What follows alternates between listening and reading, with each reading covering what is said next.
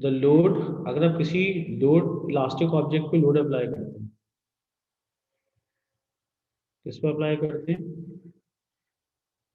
अगर आप किसी इलास्टिक ऑब्जेक्ट पे लोड अप्लाई करते हैं, तो जब किसी भी इलास्टिक ऑब्जेक्ट पे लोड अप्लाई करते हैं तो लोड अप्लाई करने से ऑब्जेक्ट एक्सटेंड होगा। तो जब तक लोड बढ़ता रहेगा एक्सटेंशन बढ़ती रहेगी। और जैसे ही आपके पास लोड खत्म करना शुरू करेंगे, आपके पास ऑब्जेक्ट अपनी ओरिजिनल शेप पे वापस आना शुरू हो जाएगा।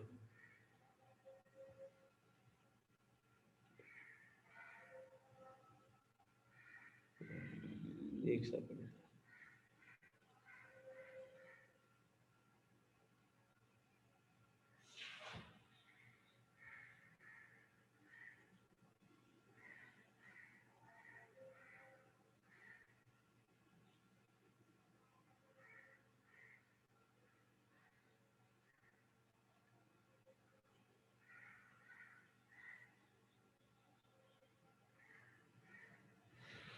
जी, मैसेज मैंने कर दिए बाकियों को। चलो मैं स्टार्ट कर रहा हूँ आपके पास। रिटर्न टू ओरिजिनल पोजीशन, ठीक। तो इसके अंदर जो आप स्टार्ट करोगे, टॉपिक का नाम है deformation of solid. Deformation of solid. और सबसे पहले इसके अंदर आपके पास आएगा हुक्स लॉ। हुक्स लॉ आपने ओ लेवल्स में भी पढ़ा था और एएस के अंदर भी है। तो हुक्स नेमी साइंटिस्ट ने कहा गया था आपसे, हुक्स नेमी साइंटिस्ट ने कहा था कि अगर आप किसी भी इलास्टिक ऑब्जेक्ट पे फोर्स अप्लाई करें, तो फोर्स अप्लाई करने से उस इलास्टिक ऑब्जेक्ट के अंदर डिफॉर्मेशन प्रोड्यूस होगी। क्या प्रोड्यूस होगी? Deformation.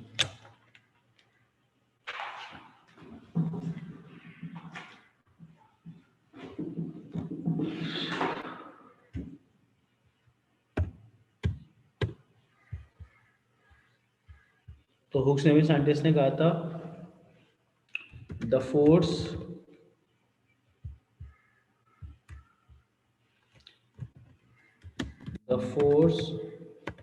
on elastic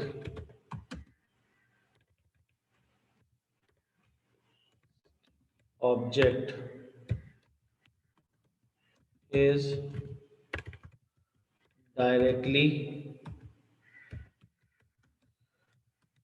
proportional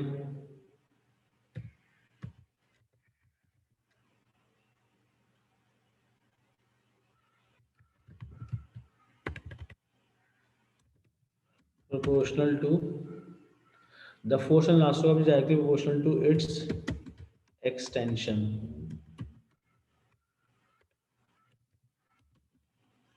with in within the limit of proportionality.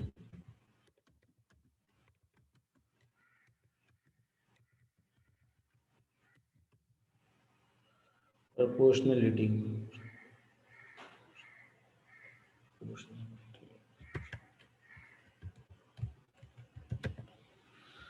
This statement is called Hooke's law. तो हुक्स नेमी साइंटिस्ट ने कहा था कि अगर आप किसी भी इलास्टिक ऑब्जेक्ट पे फोर्स अप्लाई करते हैं, तो फोर्स अप्लाई करने से ऑब्जेक्ट जो होगा उसके अंदर एक्सटेंशन प्रोड्यूस होगी। मगर ऐसा कब तक होता रहेगा? जब तक आप with in the elastic limit है। कहाँ है? जब तक आप with in the elastic limit है, या लिमिट ऑफ प्रोपोर्शनलिटी की बात कर रहे हैं। लिमिट ऑफ प्रोपोर्शनलिटी का बेसिक कॉन्सेप्ट क्या बनता है? अगर मैं इसका ग्राफ प्लॉट करने के लिए जाऊँ, तो मैं इसका ग्राफ कुछ ऐसे प्लॉट कर सकता हूँ, मगर ग्राफ प्लॉट करने से पहले मुझे इसका फॉर्मूला लिखना पड़ेगा। तो अगर मैं इसका फॉर्मूला लिखने के लिए जाता हूँ, तो इसमें इसका फॉर्मूला लिख सकता हूँ हुक्स लॉ का। फोर्स, सर आप पेपर डिस्कस नहीं कर रहे? पेपर को डिस्कस करूंगा, अभी सॉल्व कहाँ किया जाए? चेक नहीं किया आपने? नहीं। और आपका नंबर तो आ गए थे, नंबर तो आ गए थे P2 के। पेपर वन मिला ही नहीं है बेटा सलमान साहब आपका तो मुझे। सर मैंने सबमिट किया है पेपर 1। बस फिर जिनको मिला होगा वही चेक करेंगे, मुझे नहीं मिला आपका पेपर वन। सर मैंने आपको मैसेज भी किया था कि आप चेक कर लिएगा, पर आपने रिप्लाई नहीं किया। भाई आपके पास मुझे पेपर उन्होंने दिया ही नहीं, मुझसे वैसे मार्किंग की मांग ली थी, मार्किंग ही मैंने सेंड कर दी है। अब वो उनके अपने बंदे और एडमिन वाले वो पेपर वन चेक कर लेंगे बस। टीचर्स को पेपर टू दिया उन्होंने चेक करने के लिए, एडमिन को इतने सारे बंदे। वो तुमने पेपर वन सबमिट करा दिया था ना? सर मैंने पता क्या हुआ था, जब मेरा मुझे पेपर 1 पूरी वगैरह स्टोरी सारा पता है, लोड हो गया था ना। मुझे पूरी स्टोरी पता है। और पेपर 2 में तो आपने माशाल्लाह क्या स्कोर किया है, कहाँ उमर और कहाँ इखलास, सबका कंबाइन पेपर तुम्ही ने दे दिया मुझे लग रहा है पेपर 2 में तो। सर बहुत बुरा है। अरे बहुत अच्छे आए हैं, मेरी सोच से ऊपर। लगता है सारी मार्किंग की तुम्हारी मोबाइल में खुली हुई थी। हाँ सर सर, बहुत इसे मुझे बुरा है। स्क्रीनशॉट भेजे थे सर इसने। जब तो मैं कह रहा हूँ सारी सर मार्किंग की नंबर तो लगता काटे, है नंबर तुम्हारे काट। मोबाइल में खुली हुई थी। इतने खैर बुरे हैं मैं, सर। इतने अच्छे आए बेटा, इतने अच्छे आए कि उम्र के भी इतने अच्छे नहीं आए, क्लास के भी इतने अच्छे नहीं आए जितने अच्छे तुम्हारे आ गए। यही तो कह रहा हूँ मैं, और क्या कहूँ। सर मजाक कर रहे हैं क्या? मैं क्यों मजाक करूंगा भाई। मैंने दोबारा कॉपी देखी, मैंने कहा ये सलमान की कॉपी है उमर की कॉपी है, तो उस पर लिखा हुआ तो सलमान था। तो खैर मुझे मार्क्स देने पड़े, जो आपने काम किया उसी के मार्क्स दिए मैंने। अभी रिजल्ट आ जाएगा इंशाल्लाह 1-2 दिन में। क्लासेस कब तक है तुम लोग की, वेडनेसडे तक है और थर्सडे सर तक है? P1 आपको आया क्यों नहीं सर? मैंने भेजा है। भाई P1 किसी के भी नहीं है ना, मेरे क्या, किसी के भी, किसी भी बच्चे की P1 टीचर्स के पास नहीं है। P1 की वेल्स वालों ने मार्किंग स्कीम मंगा ली थी हर टीचर्स की, जिसने जो जो पेपर बनाया था। और उनके जो एडमिन के बंदे P1 में तो एमसीक्यू चेक करने होते ना, 1 का बी, 2 का सी, 3 का डी, उन्होंने से चेक करा दिए। P1 टीचर्स के पास नहीं दिए, P1 स्कूल एडमिन ने खुद ही चेक कर दिए। P2 दिए हैं। आई बात समझ में मेरी? सही है सर। Sir right. एमसीक्यू इतना अजीब तो सा था आपके सर। पास, हाँ एमसीक्यूज में तो कोई मसला ही नहीं, कोई भी चेक कर ले, बस नहीं आंसर वो तो होने कर ले चाहिए। सर, अजीब सर, बहुत अजीब अजीब से सवाल है उसमें। हाँ सवाल तो बहुत अजीब से थे। तो अगली क्लास में इंशाल्लाह P1 ही डिस्कस करूंगा, या P2। P2 तो अच्छा हुआ तुम लोग का, मोस्टली बच्चों का अच्छा हुआ P2। P2 में इतना मसला P1 नहीं कर आया लेगा मुझे लग डिस्कस। रहा है। P2 P1 खराब हुआ डिस्कस कर लेगा थोड़ा बहुत। P2 बस थोड़ा सही बहुत। हुआ। तो एक काम कीजिएगा, जो थोड़े बहुत है ना उनके नंबर भेज देगा मुझे, कौन से थोड़े बहुत हैं। जैसे एमसीक्यूज नंबर 15 हो, 16 हो, 20 हो, 22 हो, कुछ याद है आपको? ऐसे तो याद ही पूरा नहीं करा होंगे देना सर, शायद हैं। पूरा ही करा दे। बस देखा, तुम्हारी ये हरकतें सही नहीं है बेटा। तुम हाथ उंगली पकड़ाओ, तुम हाथ पकड़ लेते फौरन, पूरे ही करा दें। लिखें हुक्स लॉ। हुक्स ने भी साइंटिस्ट ने कहा था force is directly proportional to extension. तो जब डायरेक्टली खत्म करते थे तो you need a constant and then constant is called K. और के का मतलब होता था स्प्रिंग कांस्टेंट। तो इखलास साहब स्प्रिंग कांस्टेंट की यूनिट क्या होगी? इतना तो आप बेस में पढ़ ही चुके हैं, क्या आप इसकी यूनिट बता सके मुझे? Newton CM-1। बिल्कुल गलत है आंसर आपका। यानी कि सर बंदा इतना फोर्स का न्यूटन होगा कॉन्फिडेंटली, ना, एक्सटेंशन का सेंटीमीटर। नहीं तो इतना बंदा कॉन्फिडेंटली गलत कैसे बोल सकता है? क्योंकि अगर आप के को सब्जेक्ट बनाते हैं तो फॉर्मूला बनेगा F/E। अब फोर्स तो की यूनिट न्यूटन। होती थी न्यूटन, और एक्सलेशन की यूनिट होती है मीटर। सेंटीमीटर कहाँ से आ अच्छा, गया दिमाग में? अरे यहाँ से। क्योंकि SI यूनिट तो मीटर पड़ी है। अब तुम्हारा बेटा मैं मार्क्स काटना शुरू करूंगा पेपर 2 के भी, जो तुमने सही कर लिया है, कहाँ से छाप के किया इसका मतलब? जब तुम्हें एक्सटेंशन की यूनिट खैर ही उस याद वक्त नहीं है याद तो था ना, अब भूल गया मैं। क्या मतलब? एक हफ्ते में कोई इस्लामिया तो पाकिस्तान से थोड़ी के डेट्स याद दे रहे हैं आपको। तो न्यूटन पर मीटर, ये न्यूटन मीटर -1, ये बन जाएगी इसकी आपके पास SI यूनिट। और इसकी बेस यूनिट बताएंगे सलमान साहब, क्योंकि सलमान साहब तो छुपे रुस्तम निकले। पेपर तो इन्होंने ऐसा लिया है कि बस पूछे नहीं। जी सलमान साहब हैं क्लास में, चले गए?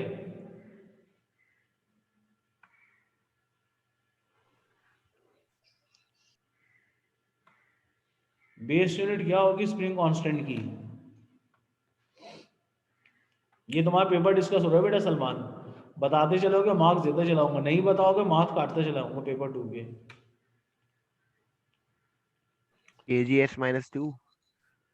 KGS-2 उमर साहब बताएंगे कैसे निकालेंगे, क्योंकि फोर्स की जगह न्यूटन, न्यूटन का फॉर्मूला होता पढ़ा था आपने MA। सर तो केजी, KG, एम से एम कैंसिल, तो KG(S-2) सर होना चाहिए। kgs²। KGS², ये कह रहे हैं ना आप? यस ये सर। देखो स्क्रीन स्क्रीन पे लिख दिया -2, मैंने सलमान, के जी एस -2, स्क्वायर ये भी -2। -2 होगा ना। -2 होगा बेटा। क्या ये बात समझ में आई?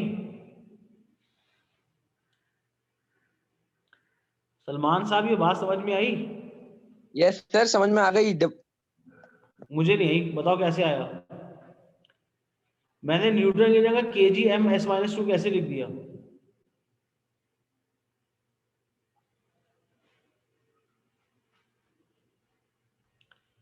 वानिया साहब आप बताएंगी, मैंने न्यूटन की जगह kgm(s-2) कैसे लिख दिया?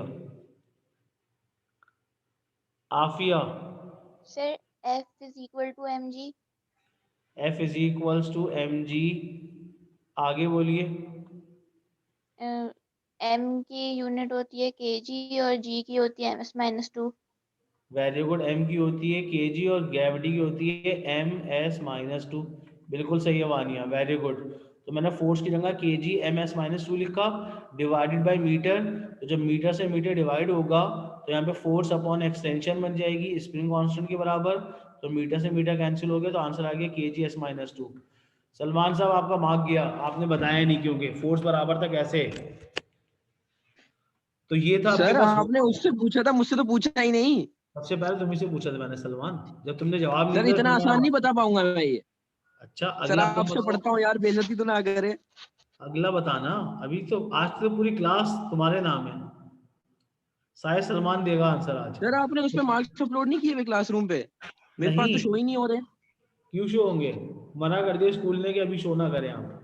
अभी आप पहले इनके जिन बच्चों के इतने अच्छे मार्क्स आए हैं उनका जरा ऑनलाइन वाइवा लें, और अगर वो आंसर सही देते हैं तो मार्क्स दे, वरना काटते चले जाएं।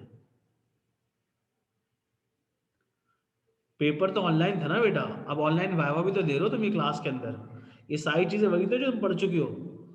तो जो बच्चे आंसर देते चलेंगे उनके मैं मार्क्स बढ़ाता चला जाऊंगा, और जो आंसर नहीं दे पाएंगे इसका मतलब उन्होंने कहीं से चीटिंग की है। अब ये फोर्स बराबर था एम ए एम जी नहीं ये सर, सब सलमान बातें। चीटिंग नहीं करता सर, वो मुसलमान बहुत बहुत ज्यादा मुसलमान बंदे, वो छापता नहीं। कौन कौन? सलमान सलमान अच्छा ठीक है, पता चल सलमान जाएगा इंडिया तो में तो मुझे। नहीं है ना? तो अगर मैं इसका ग्राफ बनाता, लोड एक्सटेंशन ग्राफ का, तो ये तो हुक्स लॉ की स्टेटमेंट थी। इसमें with in the elastic limit का मतलब होता है जहां तक एक्सटेंशन डायरेक्टली प्रोपोर्शनल रहे किसके। इसका मतलब क्या होता है लिमिट ऑफ प्रोपोर्शनलिटी का, कि फोर्स और एक्सटेंशन जब तक डायरेक्टली रहेंगे स्ट्रेट लाइन बन रही होगी। तो अगर मैं लोड एक्सटेंशन ग्राफ का बनाता हूं तो हुक्स लॉ का लोड एक्सटेंशन ग्राफ कैसा बनेगा। तो इसके अंदर आपके पास जो नेक्स्ट हेडिंग आएगी हुक्स लॉ के अंदर ही है वो, उसको बोल देते लोड एक्सटेंशन ग्राफ। क्या कहते थे उसको? Load extension graph. तो अगर मैं लोड एक्सटेंशन ग्राफ की बात करूं तो लोड एक्सटेंशन ग्राफ कुछ ऐसा बनेगा, bold underline. Load extension graph में लोड इज इंडिपेंडेंट क्वांटिटी और डिपेंडेंट? लोड जी सर बताइए। इंडिपेंडेंट होता है सर, वो लोड एक्स पे आएगा ना। इंडिपेंडेंट है, तो इसका मतलब होगा लोड इंडिपेंडेंट होगा और आपके पास एक्सटेंशन जो होगी वो डिपेंडेंट होगी। इसका मतलब बनेगा अगर लोड आपके पास इंडिपेंडेंट है, लोड सर आपके अब पास मेरा क्या नंबर बढ़ा दें? क्या बढ़ा दूं? मेरा नंबर, जवाब दिया ना मैंने, वाइवा हो रहे हैं। किसका? किसका जवाब दिया है? ये अभी लोड आपने पूछा। इंडिपेंडेंट है, ये तो मैथ्स में मार्क्स बढ़ेगा बेटा, ये तो मैथ्स का सवाल था, ये तो आपने पढ़ते हुए आने क्लास सर ओ लेकिन लेवल पूछा मैथ्स तो से। आपने ना, पूछा तो आपने ना लोड, सर। लोड है न्यूटन में, मैं कबीर से बोल दूंगा मैं। क्या नाम है तुम्हारे मैथ्स के टीचर का? सर काबिर सर, वो उनको काबिर, बोलने काबिर कबीर का नाम 10-12 नंबर है। बढ़ा। लोड है न्यूटन में और एक्सटेंशन होगी आपके पास मीटर में। तो अगर आपके पास हुक्स लॉ के लिहाज से बात करेंगे तो आपको जो ग्राफ की शेप मिलेगी वो कुछ ऐसे मिल रही होगी। This is the shape of the graph. इस ग्राफ का ग्रेडियंट क्या बताएगा? आफिया साहिबा आप बताएंगी। लोड एक्सटेंशन ग्राफ जो बनेगा उसमें लोड एक्स एक्सिस के ऊपर होगा और एक्सटेंशन वाई एक्सिस के ऊपर है। उसकी रीजन ये है कि load is independent quantity, load बढ़ेगा तो एक्सटेंशन होगी। वाई एक्सिस पे हमेशा आपके पास डिपेंडेंट क्वांटिटी आती थी और एक्स एक्सिस पे आपके पास हमेशा इंडिपेंडेंट क्वांटिटी आती थी। तो आपके पास इंडिपेंडेंट क्वांटिटी आपके पास है एक्स एक्सिस के ऊपर, डिपेंडेंट क्वांटिटी वाई एक्सिस के ऊपर। तो अगर आप इसका ग्राफ प्लॉट करें तो according to Hooke's law load extension graph ऐसा बनेगा, क्योंकि जब कोई लोड नहीं होगा कोई एक्सटेंशन नहीं होगी, तो आपके पास स्ट्रेट लाइन ग्राफ बन रहा होगा। इस ग्राफ का ग्रेडियंट क्या बताएगा? जो आपने अब तक फॉर्मूला पढ़ा है उस फॉर्मूले को देखते हुए क्या आप बता सकते हैं कि इस ग्राफ का ग्रेडियंट, जिसको मैं रेड लाइन से ड्रॉ कर रहा हूँ, क्या चीज बताएगा?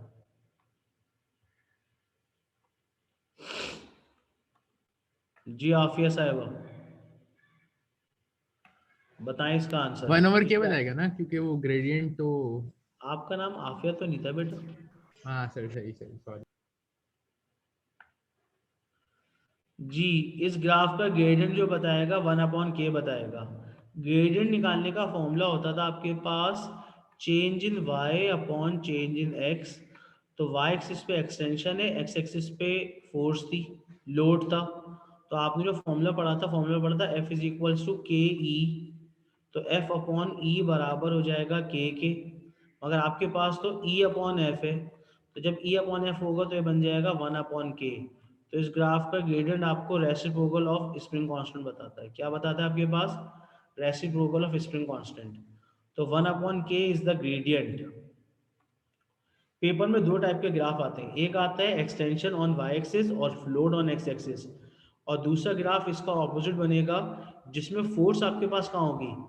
फोर्स आपके पास होगी y एक्सिस के ऊपर और एक्सटेंशन होगी x एक्सिस के ऊपर, जो मैथ्स के रूल के अगेंस्ट है।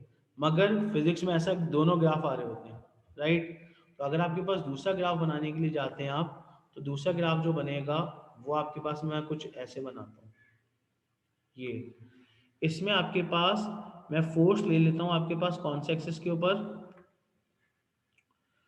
फोर्स आपके पास मैं अज्यूम करता हूँ x एक्सिस के ऊपर है। तो इसका मतलब होगा लोड जो होगा वो आपके पास y एक्सिस के ऊपर है, तो फोर्स होगी न्यूटन में और एक्सटेंशन होगी मीटर में। अब जो ग्राफ बनेगा वो भी सेम ग्राफ बनेगा, मगर आपके पास ग्रेडियंट चेंज हो जाएगा बस। अब भी वही ग्राफ बनेगा, straight line passing through the origin. अब इस ग्राफ का ग्रेडियंट मारिया साहिबा आप बताएंगी, क्या पता चलेगा? What is the gradient of this graph? इस ग्राफ का ग्रेडियंट क्या बताएगा मारिया? साद?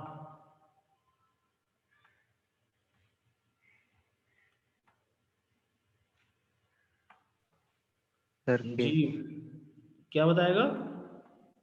के बताएगा, के यानी कि स्प्रिंग कांस्टेंट। कांस्टेंट बताएगा। बिल्कुल सही है, स्प्रिंग कांस्टेंट। अब इखलास साहब, इस ग्राफ का एरिया क्या बताएगा?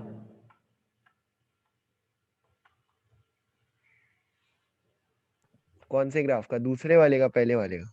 दोनों ग्राफ का। चलो तुम्हारे लिए आसानी के लिए कर देता हूँ दूसरे का। जो दूसरे ग्राफ का एरिया होगा वही पहले ग्राफ का एरिया होगा, तो इसलिए इसमें ये कंफ्यूज होने की जरूरत नहीं है कि पहले का है दूसरे का। इन दोनों ग्राफ का एरिया सेम क्वांटिटी है। क्या है वो क्वांटिटी? फिजिक्स में पढ़ चुके हैं आप। व्हाट्सएप पे मैसेज किया है क्या? नहीं। Newton metre. अच्छा, तो मैं पूछ रहा हूँ क्वांटिटी, तुम बता रहे हो यूनिट। यूनिट से क्वांटिटी निकालूंगा ना मैं। अच्छा निकालो, देखते हैं तुम में ही कितना दम है बेटा। Work done. तुम यूनिट से क्वांटिटी निकालना चाह रहे हो, वाह बेहतरीन काम, वेरी गुड आफिया, बिल्कुल सही बताया तुमने। मगर जब ऐसे मैसेज किया करो तो प्राइवेट किया करो, एवरीवन को नहीं कर दिया करो। अब बता देगा वो देखकर इखलास साहब।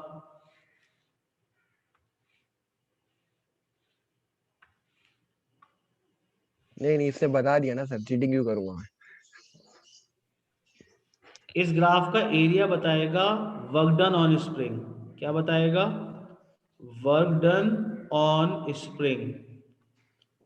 इस स्प्रिंग पे कितना काम किया गया है। अब देखो, जो तुम बात बोल रहे थे ना क्लास, वो सही बोल रहे थे। तुमने कहा था न्यूटन मीटर। ये कौन सी शेप बन रही है? ये एक राइट एंगल ट्रायंगल बनती हुई नजर आ रही है आपको, ये देखें। तो जब राइट एंगल ट्रायंगल होगी तो इसका एरिया निकालने के लिए आपको हाफ लगानी बेस पड़ेगी height. Half base into height. तो एरिया बराबर होगा हाफ बेस इंटू हाइट। तो बेस के ऊपर जो है वो आपके पास एक्सटेंशन है, बेस के ऊपर एक्सटेंशन थी, और हाइट के ऊपर थी आपके पास फोर्स। इसका मतलब बन जाएगा, फॉर्मूला बन जाएगा हाफ एफ ई। अब जो तुमने मुझसे कहा था न्यूटन मीटर, तो न्यूटन मल्टीप्लाई बाय मीटर बराबर होता था जूल्स के, याद आया? वर्क डन का फॉर्मूला था फोर्स इनटू डिस्टेंस। तो तुमने सोचा तो सही था, न्यूटन मल्टीप्लाई बाय मीटर्स बराबर होता था जूल्स के। तो जो तुमने न्यूटन मीटर कहा था, अगर तुम थोड़ा और सोचते तो तुम जूल्स तक पहुंच जाते। तो जूल्स सर किसकी थोड़ा टाइम यूनिट? दे देते ना, तो मैं सोच लेता ही। चले अच्छी बात है, अच्छी बात है, अगर आप सोच लेते हैं बहुत अच्छी बात है। तो याद रखें इस ग्राफ का एरिया आपको जो बताएगा वो, उसके 3 नाम है इस ग्राफ के। इस ग्राफ का एरिया का पहला नाम क्या है? एरिया का पहला फॉर्मूला लिख लो, एरिया बराबर होगा हाफ फोर्स इनटू एक्सटेंशन के। और इस ग्राफ का जो एरिया होगा वो आपको बताएगा, पहला नाम मैंने क्या बताया? वर्क डन ऑन स्प्रिंग, कितना काम किया गया स्प्रिंग पे, work done on spring. Sir जब काइनेटिक स्प्रिंग, एनर्जी आ सकती है इससे? नहीं नहीं नहीं आ सकती, वो नहीं भी आ जूल में सकती होगी? बेटा। वो तो जीबी भी जूल्स में होती है, तो एक्चुअल में हीट एनर्जी भी जूल्स में होती है, सन एनर्जी भी जूल्स में होती है, एनर्जी तो सारी की सारी जूल्स में होती है। इसको इससे बोलते हैं elastic work done potential on आएगी। स्प्रिंग। इसका दूसरा नाम होता है इलास्टिक पोटेंशियल एनर्जी, क्योंकि जब स्प्रिंग पे काम करेंगे तो स्प्रिंग या तो खींचेगा या एक्सपेंड होगा या आपके पास कंप्रेस हो जाएगा। Elastic potential energy, elastic energy, जिसको मैंने नाम बताया था ईपीई। जब मैं आपको वर्क एनर्जी पावर पढ़ा रहा था तो मैंने कहा था पोटेंशियल एनर्जी की 2 टाइप्स बनती हैं, एक बताया था ईपीई और एक बताया था जीपीई, याद आया कुछ? तो इसको बोलते थे इलास्टिक पोटेंशियल एनर्जी। तो इस ग्राफ का एरिया जो है वो वर्क डन ऑन स्प्रिंग के बराबर होगा, इलास्टिक पोटेंशियल एनर्जी के बराबर होगा। इसी का तीसरा नाम होता था स्ट्रेन एनर्जी। तो पेपर में कंफ्यूज मत हो जाइएगा, स्ट्रेन एनर्जी तो सर आतिफ ने बताई नहीं थी कहाँ से आ गई। स्ट्रेन एनर्जी इसका तीसरा नाम है। तो इसका मतलब होगा इस ग्राफ का एरिया आपके पास एनर्जी के बराबर होगा या वर्क डन के बराबर होगा, और फॉर्मूला बन जाएगा half F E. This is the formula of energy stored in spring. Strain energy का तीसरा नाम, नेक्स्ट नाम हो सकता है एनर्जी स्टोर्ड इन स्प्रिंग। क्या नाम हो सकता है आपके पास? Energy stored in spring. क्योंकि आपने प्रैक्टिकली देखा होगा, अगर आप एक स्प्रिंग को कंप्रेस करते हैं तो इसका मतलब होगा आपने जो वर्क डन किया था, आपके वर्क डन से स्प्रिंग कंप्रेस हो गया। जब अपना हाथ खोलेंगे आप तो स्प्रिंग क्या होगा? एक्सटेंड हो रहा होगा। तो इसका मतलब होगा आपने जो वर्क डन किया था उस वर्क डन से आपके पास स्प्रिंग के अंदर एनर्जी स्टोर हो गई। जब आप उस स्प्रिंग को रिलीज करेंगे तो एनर्जी वापस आ जाएगी सराउंडिंग में। तो याद रखें इस ग्राफ का एरिया आपको बताएगा energy stored in spring, elastic potential energy, strain energy या work done on spring. These all are the names of same thing.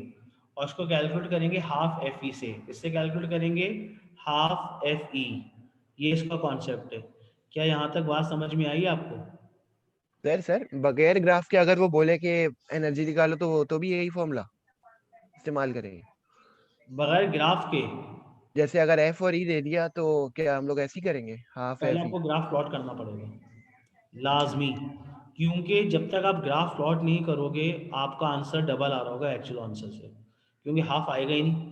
क्योंकि आपके पास इस ग्राफ का एरिया जो होगा हमेशा एक आपके पास ट्रायंगल बन रही होगी। ऐसा हो ही नहीं सकता कि फोर्स लगे और एक्सटेंशन ना हो, या एक्सटेंशन हो रही हो फोर्स ना लग रही हो। क्योंकि इस टाइप का ग्राफ क्या बन सकता है? अगर मैं तुमको पूछता हूँ, ये एक आपके पास, सॉरी कलर चेंज करना पड़ेगा मुझे, आपके पास इस ग्राफ को इखलास साहब आपने एक्सप्लेन करना है। ये मैं बोलता हूँ लोड एक्सटेंशन ग्राफ है। कौन सा ग्राफ है? Load extension graph. इसमें वाई एक्सिस के ऊपर फोर्स है और एक्स एक्सिस पे एक्सटेंशन है। और ग्राफ आपके पास क्या ऐसा ग्राफ बन सकता है? ये बताइए मुझे आप। इसका मतलब क्या है? सर फोर्स फोर्स आप बढ़ाई कांस्टेंट जा है। रहे हो लेकिन एक्सटेंशन नहीं इस हो रही। ग्राफ का मतलब क्या है? फोर्स क्या है? फोर्स कांस्टेंट है, मगर फोर्स एक्सटेंशन क्या कांस्टेंट है? एक्सटेंशन बढ़ी जा रही है। है। ऐसा पॉसिबल है कि आप फोर्स एक दफा लगाओ और एक्सटेंशन हर दफा बढ़ती नहीं, जा हो रही नहीं है? सकता ऐसा। ऐसा हो नहीं सकता। इसलिए ऐसे जब भी ग्राफ आएगा आपके पास हमेशा क्या बनेगी? एक आपके पास स्ट्रेट लाइन बनेगी जो ओरिजिन से पास होगी। ये ग्राफ नॉट पॉसिबल। इसमें क्या लिख लेंगे? Not possible. क्योंकि ग्राफ पॉसिबल क्यों नहीं है? क्योंकि आप बता रहे हो कि फोर्स लग चुकी है 10 न्यूटन की। 10 न्यूटन की फोर्स की एक्सटेंशन बढ़ी जा रही है, इट इज इम्पॉसिबल। तो सर ऐसा फोर्स ग्राफ क्योंकि डायरेक्टली प्रोपोर्शनल है ना उसके। हाँ, अब ठीक है। तुमको रूल समझ में आया है, इसलिए ग्राफ ये बनेगा। तो फॉर्मूले को कभी अपनी मर्जी से एफ ई मत कर देना, फॉर्मूला बनेगा हाफ एफ ई। क्या बनेगा फॉर्मूला? Half F E. क्या यहाँ तक कॉपी कर लिया आपने?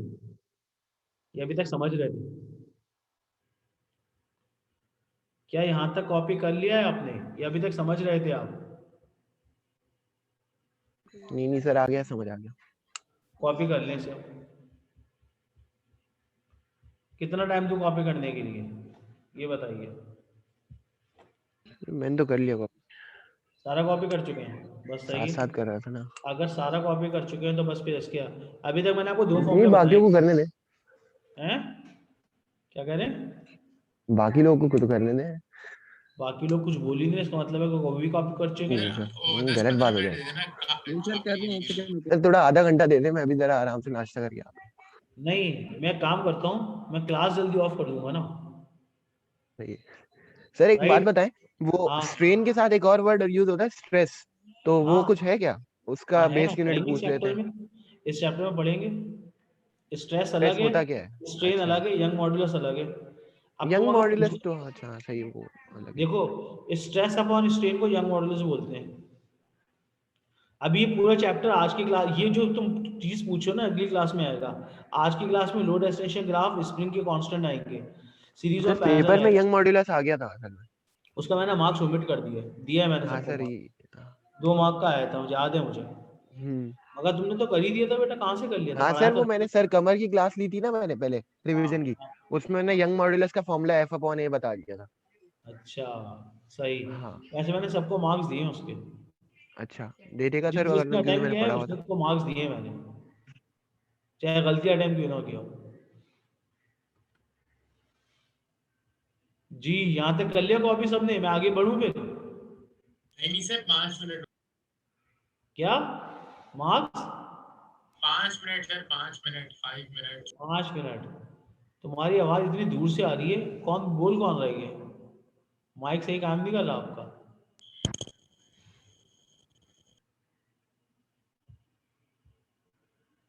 अभी तक मैंने सिर्फ 2 फॉर्मूले बताए हैं। पहला फॉर्मूला बताया F इज इक्वल्स टू के ई। दूसरा फॉर्मूला बताया है आपके पास एनर्जी इन स्प्रिंग बराबर होती थी आपके पास हाफ एफ ई के। अब जिन्होंने कॉपी कर लिया है वो थोड़ा सा सोचें और मुझे एक ऐसा फॉर्मूला बताएं एनर्जी का जिसमें स्प्रिंग कांस्टेंट आता हो। मैंने जो एनर्जी का फॉर्मूला बताया है वो बताया हाफ एफ ई। मेरा सवाल क्या है आपसे, एनर्जी का दूसरा फॉर्मूला बताओ जिसमें स्प्रिंग कांस्टेंट आता हो। क्योंकि तुम्हारे सिलेबस में 2 फॉर्मूले लिखे हुए हैं, एक फॉर्मूला लिखा हुआ है हाफ एफ ई और दूसरा फॉर्मूला आपने खुद ड्राइव करना है।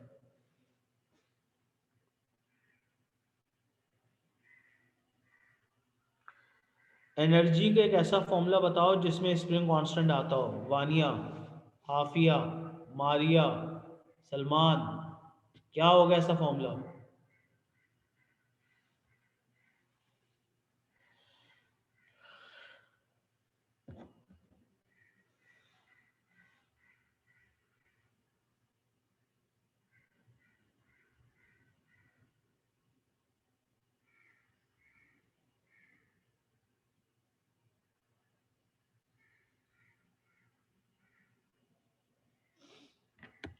टू ई स्क्वायर के हुआ क्या? नहीं, गलत कह रहे हो।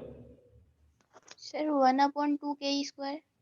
वेरी गुड, ये आंसर है, ये आंसर है 1/2 के ई स्क्वायर। क्योंकि इन्होंने किया क्या है, इन्होंने फोर्स की जगह एफ ई डाल दिया।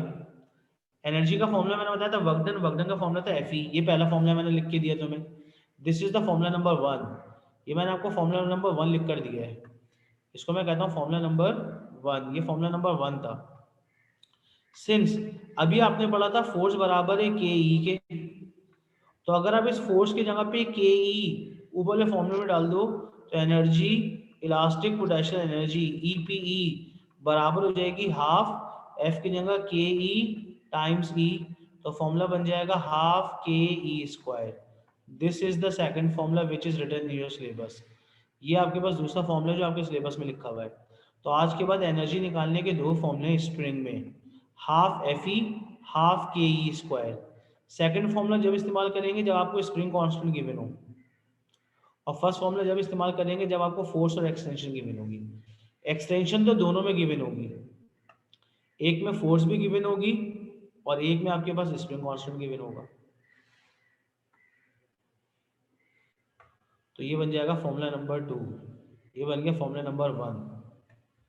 तो अभी तक आपने टोटल 3 फॉर्मूले पढ़े। पहला फॉर्मूला पढ़ा एफ इज इक्वल्स टू के ई, दूसरा फॉर्मूला पढ़ा आपके पास एनर्जी बराबर है हाफ एफ ई के, और तीसरा फॉर्मूला आपने पढ़ा एनर्जी बराबर है हाफ के ई स्क्वायर के। तो ई दूसरा का वाला तो मतलब सिर्फ ग्राफ के एक्सटेंशन। लिए ना बस, क्या क्या कह रहे दूसरे वाले से सिर्फ ग्राफ से आएगा ना मतलब। हो? दूसरा ग्राफ से कैसे आएगा? ग्राफ तो फोर्स और एक्सटेंशन का था, ग्राफ से तो नहीं लाया हूं मैंने फोर्स को रिप्लेस कर दिया के ई से। ग्राफ तो फोर्स वर्सेस एक्सटेंशन का था। पहला फॉर्मूला ग्राफ से आएगा, तुम उल्टी बात बोल रहे हो शायद। पहला फॉर्मूला ग्राफ से आएगा और दूसरा फॉर्मूला हुक्स लॉ से आएगा। जब तक आप अच्छा पहला फॉर्मूला ड्राइव नहीं करोगे दूसरा बना ही नहीं सकते, क्योंकि वर्क डन बराबर था हाफ एफ ई के, एफ बराबर है के ई के, तो मैंने फोर्स की जगह के ई डाल दिया, तो फॉर्मूला बन जाएगा हाफ के ई डॉट ई, तो फॉर्मूला बन जाएगा हाफ के ई स्क्वायर। ये कॉन्सेप्ट है। क्या ये बात समझ में आई? जी आ गई। आ गई। अगर ये बात समझ में आ गई है तो कैलकुलेटर अपने हाथ में लें और इसका पहला सवाल करें। आप सबके हाथ में कैलकुलेटर होना चाहिए और मैं 1 बाय 1 पूछूंगा सबसे। क्वेश्चन क्या है वो देख लें आपके पास, और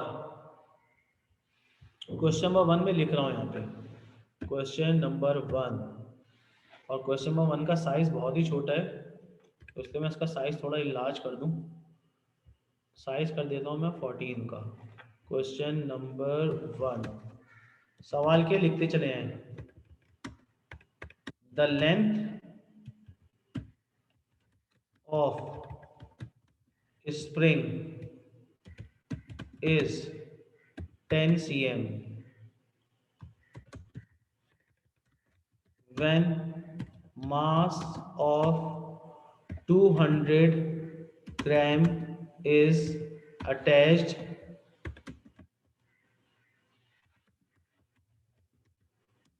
with this spring.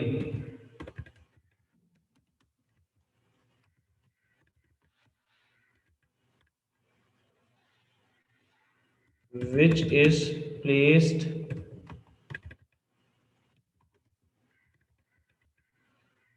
placed vertically, so its new length becomes 14 cm. Calculate first part E का मतलब है एक्सटेंशन, E फर्स्ट पार्ट है एक्सटेंशन बतानी है। Second part spring constant, third part elastic potential energy. ये 3 पार्ट है।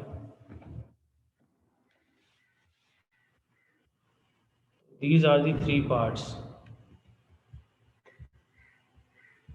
अब मैं 1 बाय 1 पूछूंगा जी। फर्स्ट पार्ट करेंगे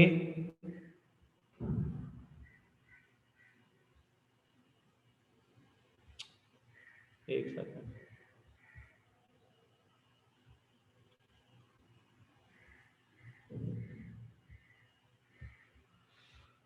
जी, कैसे करेंगे फर्स्ट पार्ट, और सबके पास कॉपीज अपने कैलकुलेटर होने चाहिए। तो दीज आर दी 3 पार्ट। फिर पहला 4 है ना? बिल्कुल सही है। मैं अगर 4 के आगे क्या बोलेंगे? 4 मीटर, सेंटीमीटर, सेंटी तो पूरी बात बोले ना।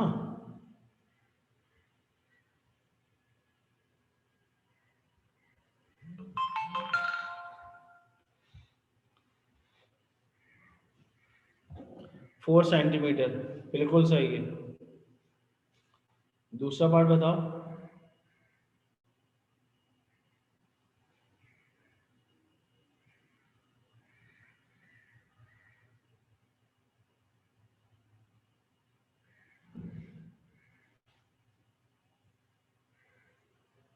फाइव है।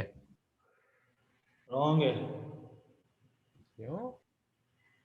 जी। अच्छा सर, सही समझ आ गई समझ। और अभी से इमरान का मैसेज आया, आप लोग के ईयरली पास पेपर आ गए हैं, कॉलेज से कलेक्ट कर लें विंटर वेकेशन से पहले। अभी तो टॉपिकल मिले थे ना, ईयरली भी कर दें आपने, विंटर वेकेशन में होमवर्क मिलेगा आपको, तो पास पेपर कलेक्ट कर लें आप। 49.05 आ रहा है क्या? जी। इखलास साहब समझ में आया क्या आंसर दिया है उमर ने? सलमान, साद, वानिया, नहीं सर, आप बताएं। क्या बताऊं मैं, क्या बताऊं? पहला पार्ट, ये दूसरा नंबर पार्ट। काटे सर, नंबर काटे, बाय बाय फिर हो गया। वाइवा क्या मतलब है? ये तो पढ़ा भी नहीं है। पहला पार्ट बताऊं या दूसरा पार्ट बताऊं इखलास साहब? पहला पार्ट बताएं, दूसरा कर लूंगा। क्या आप इस सवाल को पढ़ के डायग्राम बना सकते हैं? हाँ, बनाइए अपने दिमाग में डायग्राम सर, और वो कॉपी में ट्रांसमिट कर दें जो आपका दिमाग सोचेगा। एक स्प्रिंग है, कैसे रखा हुआ है? वर्टिकली उसका मतलब वो स्प्रिंग की ओरिजिनल लेंथ कितनी है? 10 सेंटीमीटर। तो ये अब बन गई पहली डायग्राम। एक रिजिड सपोर्ट के साथ एक स्प्रिंग दिखा दिया जो कि 10 cm का था। जब इसके साथ वेट हैंग करते हैं, और वेट कितना हैंग करते हैं, 200 ग्राम, 0.2 kg, उसका मतलब होगा 200 ग्राम का जब वेट अटैच करते हैं तो इसका 14 cm, एक्सटेंशन क्या हो जाएगी? 14। 0.2 kg या 200 ग्राम्स। तो इसका मतलब होगा जब इसके साथ आप इसको अटैच करेंगे तो इसकी लेंथ क्या हो जाएगी? बढ़ जाएगी। 14, और बढ़ के कितनी हो जाएगी? 14 हो जाएगी। तो आपके 4 पास बड़ी, कितनी बड़ी? 4। ये तो मैंने आंसर है पहले पार्ट का, मैंने तो नहीं बताया था, तुमने खुद सॉल्व किया है। कैसे किया है? सोचा। एक्सटेंशन का मतलब क्या होता है? L2 माइनस L1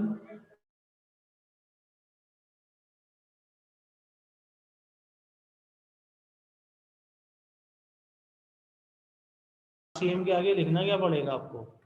0.04 मीटर, क्योंकि हम ऐसा यूनिट की बात करते थे। क्या यहाँ तक बात समझ में आई क्लास साहब? मेरा सलमान, यही आ ये रहा था, बात समझ में आई? 0.04। एक्सटेंशन बराबर थी 4 cm, cm से मीटर में जाने के लिए 100 से डिवाइड कर दिया, 0.04 मीटर आ गया। Salman, are you in the class? ये हो गया पहला पार्ट। चले, पहला पार्ट तो मैंने करा दिया उमर क्लास आपको, अब दूसरा पार्ट आप करेंगे। जी सर, और हूँ चौथा क्लास में। पार्ट क्या?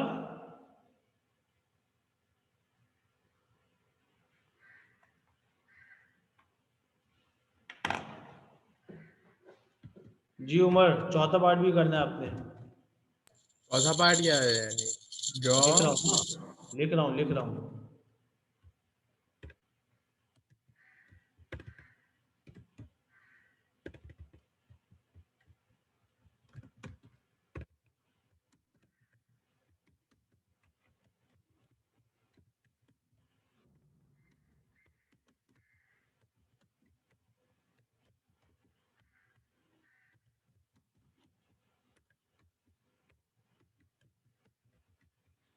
ये चौथा पार्ट। जी इखलास साहब, सेकंड पार्ट का आंसर नहीं है आपका, आपने कहा था पहला करा आज दें हो गया, दूसरा हो करा गया। दें। हाँ सही है, ये कितना? दूसरा आ गया। क्या है? सर K50 होगा। ग्रेविटी 10 लिए क्या? हाँ, सही है। तो सलमान ये इसमें समझ में ग्रेविटी आया? क्या 9.81 लेनी बेटा किस लेवल में हो? है? ए लेवल में ए लेवल में ग्रेविटी के लिए क्या बताई थी आपको? 9.81। तो 10 कैसे ले लिया आपने? मैंने तो सवाल अच्छा, में नहीं बताई थी। मैं ले लेता हूँ। अगर 10 लोगे तो 50 आएगा, 9.81 लोगे तो 49 पॉइंट समथिंग आंसर आ रहा होगा। तो हाँ, 50 49.05। तो 50 is the approximate answer, but correct answer is 49 point something 49.05। 05। Salman साहब किया सॉल्व? करें 5 मिनट दे रहा हूँ सॉल्व करने के लिए पूरा सवाल और मुझे व्हाट्सएप करो।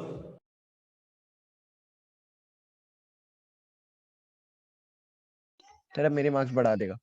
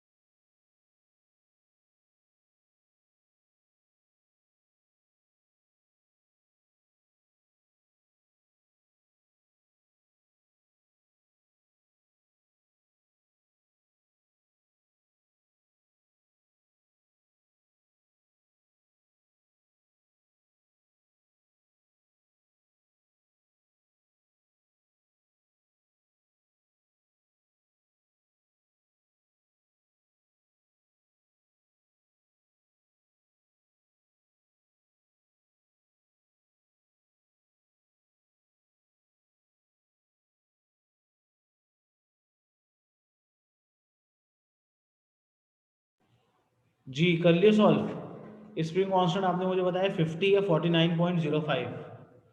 तो स्प्रिंग कांस्टेंट निकालने की तो जरूरत नहीं है, डायरेक्ट आंसर लिख रहा हूँ मैं। ये बताऊँ कैसे आएगा स्प्रिंग कांस्टेंट? क्योंकि स्प्रिंग कांस्टेंट निकालने का फॉर्मूला आपके पास था F अपॉन ई।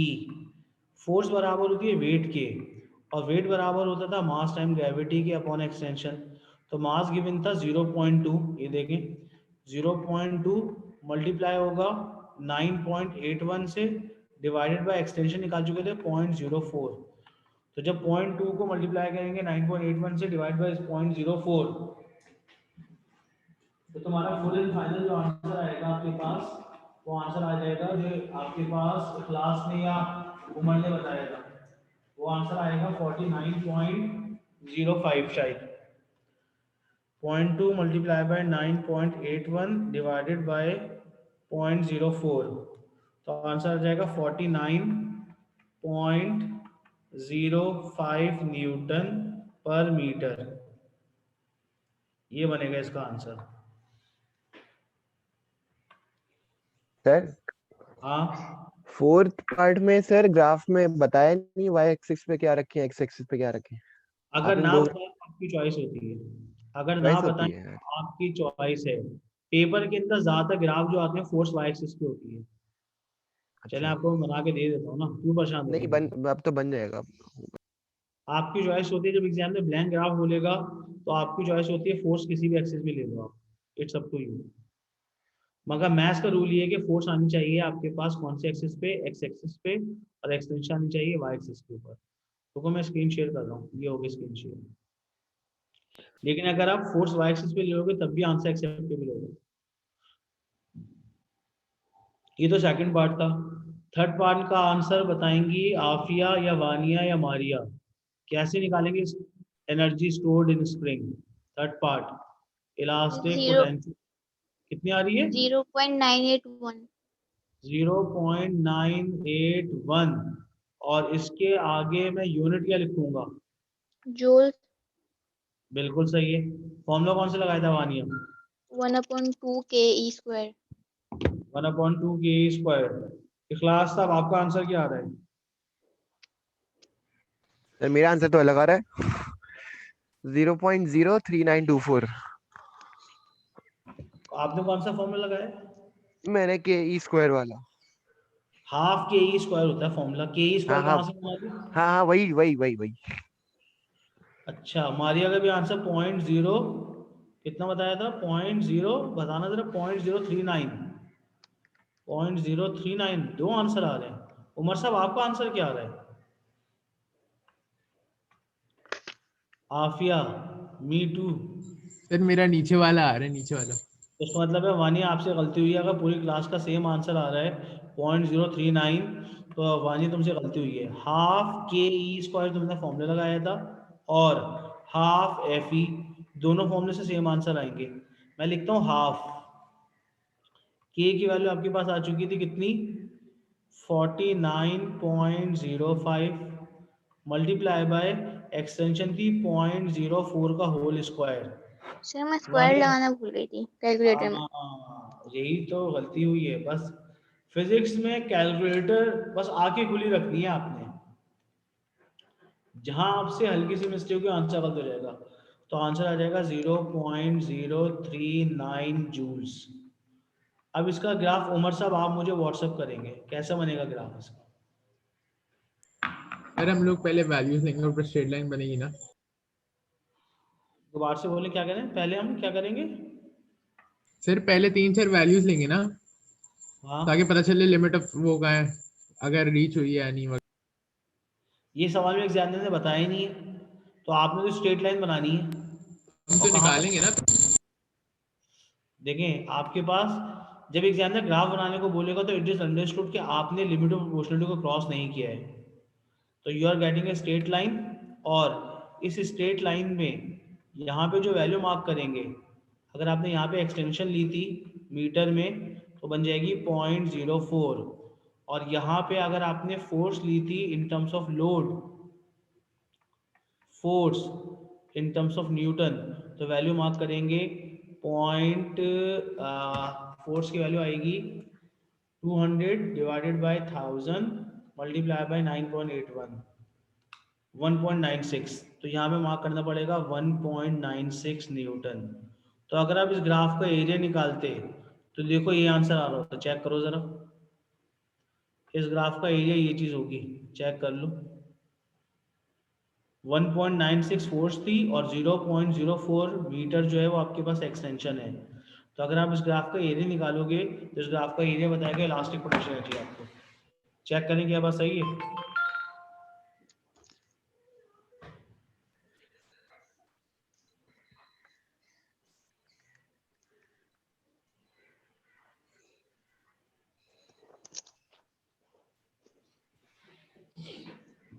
सर सही है ये। सर एक बात बताएं, पूछो। ये ग्राफ 0 से क्यों स्टार्ट हो रहा है? 10 से नहीं होना चाहिए, मतलब क्योंकि 0.1 एक्सटेंशन से। का ग्राफ है, ग्राफ एक्सटेंशन का है। अगर तुम लोड खत्म कर उसने दोगे बोल दिया दोनों ना इनिशियल पॉइंट 10 है, तो तो इनिशियल पहले से 10 होगा, फिर 4 और फिर ये 0.14। बिल्कुल गलत सोच रहे हैं आप, वो गलत कह रहे हैं। आपने पता है क्या गलती की है? एग्जामिनर ने आपसे बोला था लोड एक्सटेंशन ग्राफ, एग्जामिनर ने लोड वर्सेस लेंथ ग्राफ नहीं कहा था। अब जो तुमने सवाल पूछा ना, उससे मैं दूसरा ग्राफ बनाता हूँ। अब तुम्हें अपने कॉन्सेप्ट का आइडिया होगा। एग्जामिनर ने कहा था लोड एक्सटेंशन ग्राफ सवाल में, तुम सोचो लोड वर्सेस लेंथ ग्राफ। तो जो लोड वर्सेस लेंथ ग्राफ होगा वो ऐसे बनेगा। यहाँ पे लिखता हूँ मैं फोर्स, यहाँ पे लिखता हूँ मैं लोड, लोड का मतलब बनता है फोर्स, तो लोड या फोर्स, और यहाँ लिखता हूँ लेंथ, और लेंथ पे ले लेता हूँ सेंटीमीटर में। तो अब जो आप बात सोच रहे थे वो ग्राफ कुछ ऐसे स्टार्ट होगा, यहाँ से स्टार्ट होगा ग्राफ और यहाँ तक जा रहा होगा, वो ये ग्राफ होगा जिसकी ये वैल्यू होगी 10 cm, और ये वैल्यू बनेगी ऑन एक्स एक्सिस 14 cm, और यहाँ पे आपके पास फोर्स लग रही होगी 1.96 न्यूटन की, और ये जो बीच का इंटरवल हो जाएगा ये हो जाएगा 4 cm का। क्या ये बात समझ में आई आपको इखलास साहब? हाँ जी, आ गई। ये कौन मैंने सा ये समझ ग्राफ है? ये लोड फोर्स। वर्सेस लेंथ का ग्राफ है, और पहला वाला लोड वर्सेस एक्सटेंशन का ग्राफ है। अब जी सलमान साहब आप बताएंगे इन दोनों ग्राफ में से डायरेक्टली प्रोपोर्शनल कौन सा है? उमर खामोश है ना, या मुझे मैसेज करो प्राइवेटली। जी सलमान साहब और इखलास साहब आप दोनों बताएंगे मुझे कि सर, ये ग्राफ दोनों आता तो नहीं है ना, दोनों आ फोर्स और सकते लेंथ? हैं। क्यों अच्छा, नहीं आ आ सकते? सकते हैं। तो तुमने पूछा है तो आ भी सकता है, एग्जामिनर के दिमाग में होगा। इन दोनों में से कौन सा डायरेक्टली प्रोपोर्शनल का ग्राफ है? सर डायरेक्टली प्रोपोर्शनल वाला फोर्स और एक्सटेंशन का है। जी सलमान साहब आप क्या कहते हैं? फोर्स और एक्सटेंशन का डायरेक्टली प्रोपोर्शनल का ग्राफ है? क्या आप इखलास की बात की तायीद करते हैं?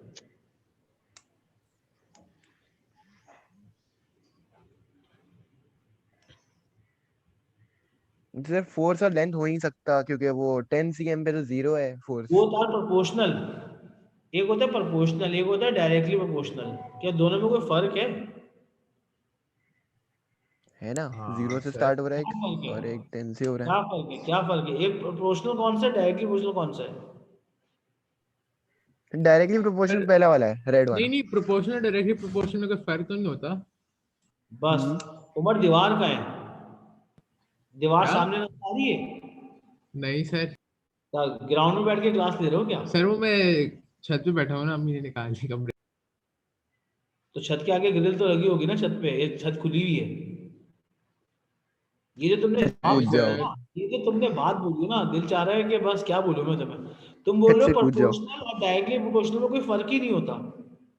सर वो मैथ से पढ़ा था, ये दोनों ना एक ही चीज होती है, फिजिक्स की बुक में भी लिखा है प्रोपोर्शनल डायरेक्टली प्रोपोर्शनल एक ही होता बिल्कुल गलत लिखा हुआ है। कौन सी बुक है फिजिक्स की? नाम बताएं जरा। है। सर वो नाम तो नहीं याद, लेकिन लिखा हुआ बस वो बुक तुमने लिखी होगी बेटा, नाम नहीं याद। याद रखें पहला वाला ग्राफ है डायरेक्टली प्रोपोर्शनल का। उमर क्लास बिल्कुल सही कह रहा है। The first graph is called directly proportional, और या सेकंड वाला ग्राफ जो है वो खाली प्रोपोर्शनल का है। हाँ सर, यानी कि पहला वाला दोनों एक ही रेट से बढ़ रहे हैं। अच्छा हाँ यही पढ़ा था, शायद याद आ रहा है। भाई, डायरेक्टली तुम लोगों ने पढ़ा ही नहीं है बेटा सही से। एक है पहला वाला ग्राफ है डायरेक्टली प्रोपोर्शनल का, दूसरा ग्राफ है प्रोपोर्शनल का। दोनों में फर्क क्या होता है? पहली बात तो अगर आपने ग्राफ से फर्क देखना है तो एक ओरिजिन से पास हो रहा होगा, एक ओरिजिन से पास नहीं होगा।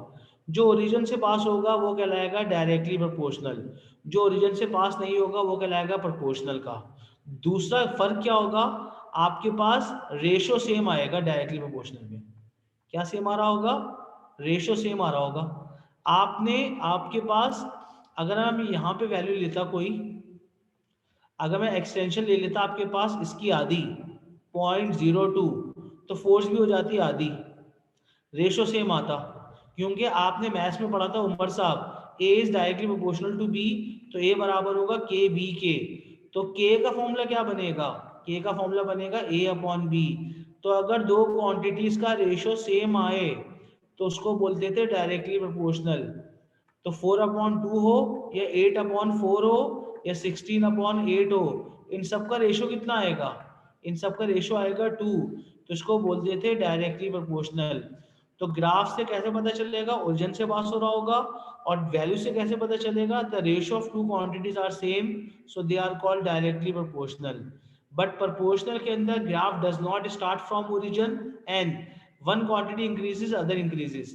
जैसे जैसे लोड बढ़ेगा वैसे वैसे आपके पास लेंथ बढ़ेगी, मगर इनका रेशियो सेम नहीं आ रहा होगा, क्योंकि जब आप इस पॉइंट के ऊपर होगे तो फोर्स तो जीरो है मगर लेंथ की वैल्यू कुछ ना कुछ है, तो 0 समथिंग, क्या बोथ आर, क्या कांस्टेंट रेशियो इज 1। सलमान ये कैसे बोल रहे हो तुम, रेशियो 1 तो नहीं हो सकता हर दफा। सर पहले वाले ग्राफ में कांस्टेंट रेशियो है ना। कांस्टेंट रेशियो का मतलब 1 नहीं है, अच्छा 1 का मतलब ग्राफ नंबर 1 बोल रहे हो, यस ये सर। मतलब अच्छा अच्छा अच्छा, फिर सही है। कांस्टेंट रेशियो ग्राफ फिगर 1, तो याद रखो ये दोनों बातें बहुत इंपॉर्टेंट है। डायरेक्टली प्रोपोर्शनल का ग्राफ स्टार्ट होगा ओरिजिन से, रेशियो सेम आएगा। प्रोपोर्शनल का ग्राफ ओरिजिन से स्टार्ट नहीं होगा, रेशियो सेम नहीं आएगा, मगर एक क्वांटिटी के इंक्रीज होने से दूसरी क्वांटिटी इंक्रीज हो रही होगी, ये कॉन्सेप्ट है। क्या यहाँ तक बात यानी समझ में आई? यानी सर दूसरे वाले ग्राफ में डिफरेंट रेशियो से दोनों बढ़ रहे हैं।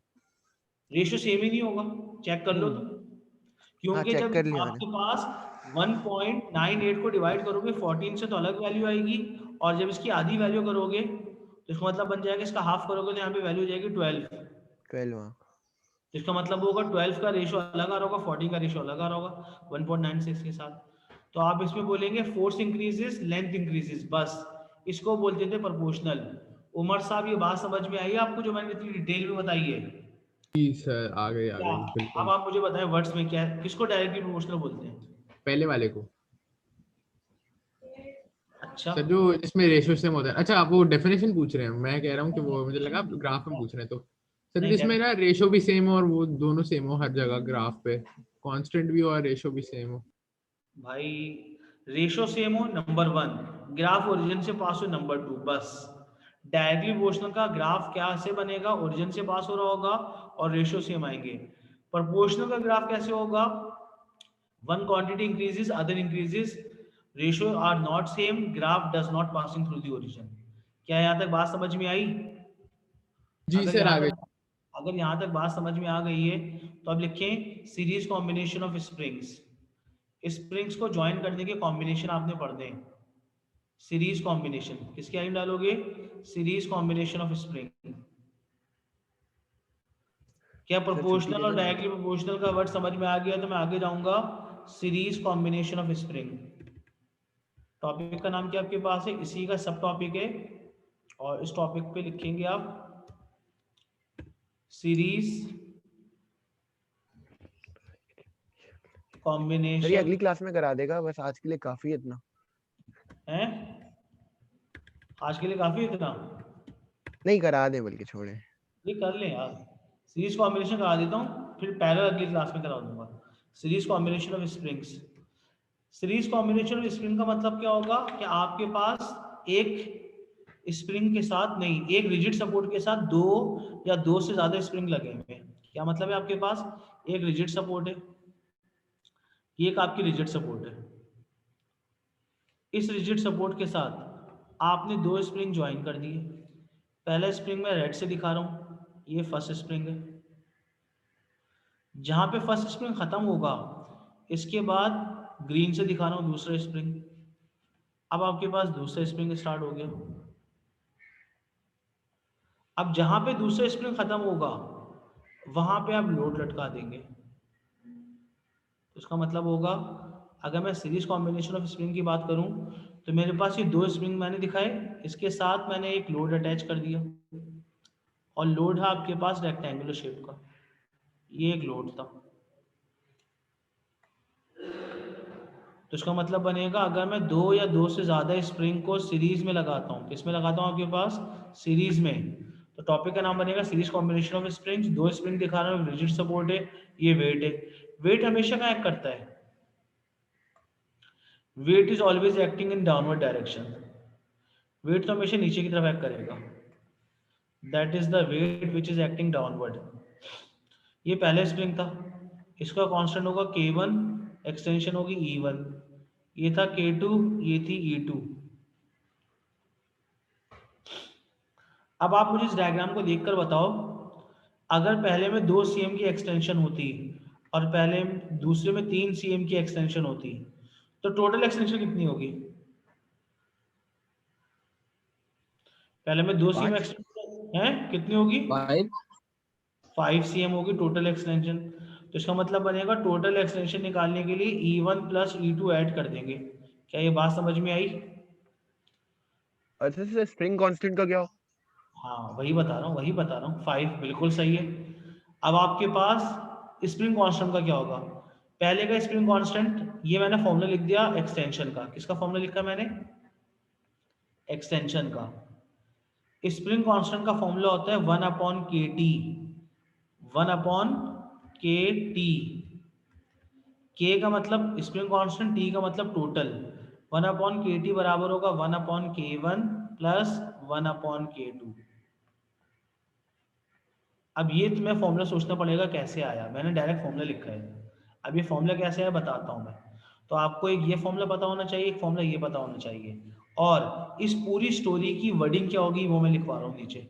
ये जो मैंने पूरी स्टोरी सुनाई है तुम्हें कि अगर 2 स्प्रिंग हो या 2 से ज़्यादा भी हो सकते थे और उनको आप सीरीज में ज्वाइन करते, तो आप वर्डिंग क्या करोगे? Consider 2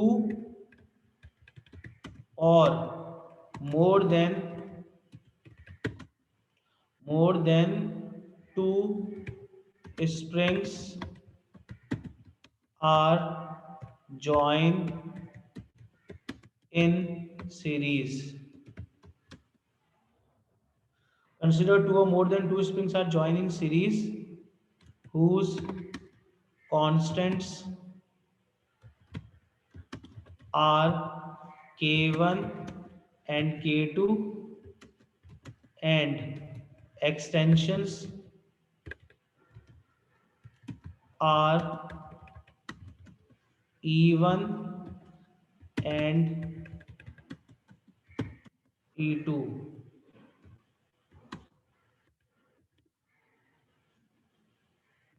So total extension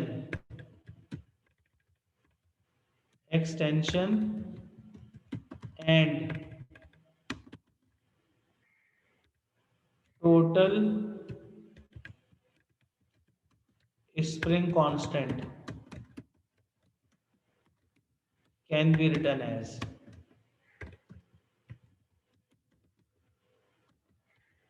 above. ये दो फॉर्मूले आपको याद होने चाहिए।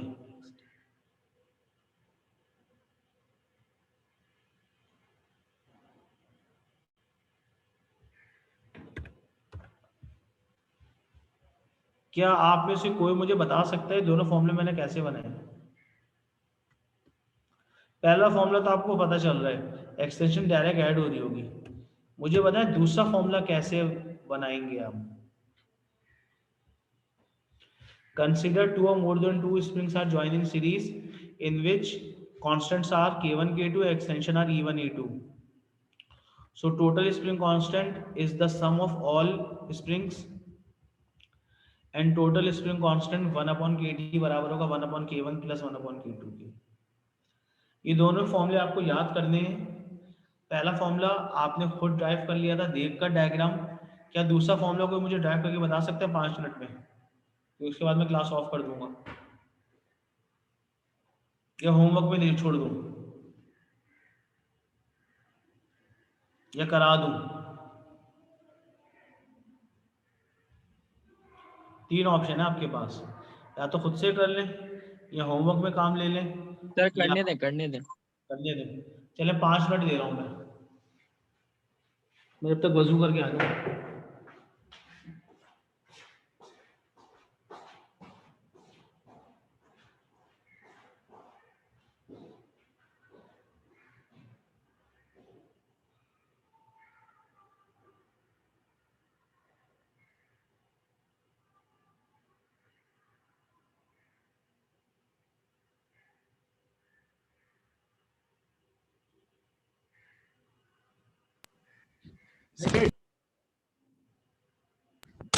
पर K1 प्लस W और K2 पे आगे आगे करना है। अबे चुप कर जा, वजू करने गए मैं।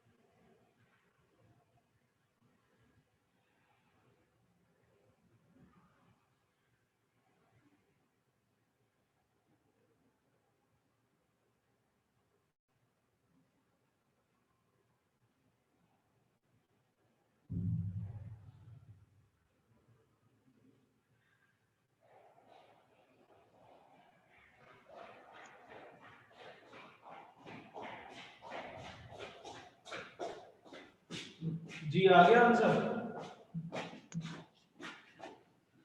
जी हो गए 5 मिनट, बताइए या करवा दूं? सर एफ कांस्टेंट है एफ कांस्टेंट है, जाहिर सी बात है, वेट तो सेम लग रहा है। तो इसलिए हाँ। उसको 1 रखा है। नहीं, हाँ सर, आ रखने गया, मेरा आ गया। वन रखने की जरूरत ही नहीं। एफ को डब्ल्यू को डब्ल्यू या डब्ल्यू को एफ रख सकते हो तुम। भेजो, मैं वर्किंग ऑन पेपर किया है या दिमाग में किया है? पेपर। तो बस तस्वीर खींच के व्हाट्सएप करो मुझे।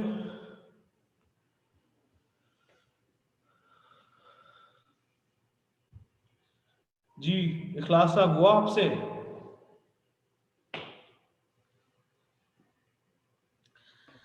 नहीं सर, नहीं हुआ, आप बताएंगे।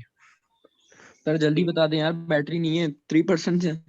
अरे बस ये जो 3%, अभी 2 मिनट में हो जाता है आपके नहीं नहीं पास। सर, समझा समझा के। आप मुझे बताइए, ड्रॉ पे जा रहा हूँ बस मैं। ये देखें, आपने एफ का फॉर्मूला पढ़ा था के ई, फोर्स सेम है तो पहले के लिए बनेगा K1 E1, फोर्स सेम है दूसरे के लिए बनेगा K2 E2। तो अगर पहले में से E1 को सब्जेक्ट बनाते हो तो फॉर्मूला बन जाएगा F/K1, दूसरे में से E2 को सब्जेक्ट बनाते हो तो फॉर्मूला बन जाएगा F/K2। तो आपने पढ़ा था टोटल एक्सटेंशन बराबर थी E1 प्लस E2 के, तो इसका मतलब बन जाएगा आपके पास यहाँ पे टोटल E1 की जगह क्या लिख सकते हैं आप? E1 की जगह लिख सकते हैं F/K1, इधर लिख सकते हैं F/K2, तो इधर लिख सकते हैं F/KT, क्योंकि टोटल एक्सटेंशन जो होगी वो F/KT के बराबर होगी। F कॉमन ले लो, F/KT बराबर हो जाएगा, F कॉमन आ जाएगा 1/K1 प्लस 1/K2, F से F कैंसिल हो जाएगा। तो फॉर्मूला तुम्हारा क्या बन जाएगा? फुल एंड फाइनल फॉर्मूला जो बन जाएगा वो बन जाएगा आपका, एक स्टेप नीचे जा के 1/KT। इखलास साहब समझ में आया? 1/KT बराबर होगा 1/K1 प्लस आ रहा है, आ 1/K2। रहा है। अरे सर, क्या वो आपकी स्क्रीन शेयर नहीं हो रही। ये बस मेरे भी ना लैपटॉप का सुबह से चल चल के दिमाग खराब हो गया शायद, बोले मुझे बंद कर दो बस। अब आ गई स्क्रीन, तो इसका मतलब हाँ, आ हो गई, आ जाएगा गई। फुल एंड फाइनल जो फॉर्मूला बन जाएगा। उमर साहब भेज दिया आपने मुझे? मुझे देखने का टाइम नहीं मिला। 1/KT बराबर है 1/K1 प्लस 1/K2 के। सर वो ऐसे मैंने काफी आपने काफी शॉर्ट किया है। सर मैंने ना वो बस छोटा छोटा किया नहीं, वो मैंने वेट से किया, वैसे फोर्स तो लगाई नहीं मैंने, वेट डाला है, उसका वेट तो कांस्टेंट रहेगा ना दोनों में। नाम है वेट ऑफ फोर्स, एक ही चीज का नाम है, तुमने किया क्या है, कहाँ किया है? सर बिल्कुल सर, वो जो लाइन बनी हुई है ना बीच में, उसके उस साइड पे देखें, वहाँ W/E1 = K1 लिखा है, पर समझ गया, W/E, समझ गया, सही है, सही है, सही है, समझ गया। क्या यहाँ तक समझ में आ गया सबको? Vania, Afia, yes sir. मारिया, इखलास, उमर, जी, उमर आ ने गया। तो सही किया था, सलमान, साद, ठीक है। चलें यहीं तक रखते हैं आज की क्लास, या आगे कराऊं या बस बहुत है आज के लिए, इतना काफी है? पैरेलल सही है, सही है, करो बस, सही है। अगली क्लास बस सही वेंसडे है में। सर। सर इसके चलो पास सर पेपर है विंटर ना हमारे विंटर पास? होमवर्क क्या है? हाँ, क्या सीन है विंटर होमवर्क का? ओके, खुदा हाफिज।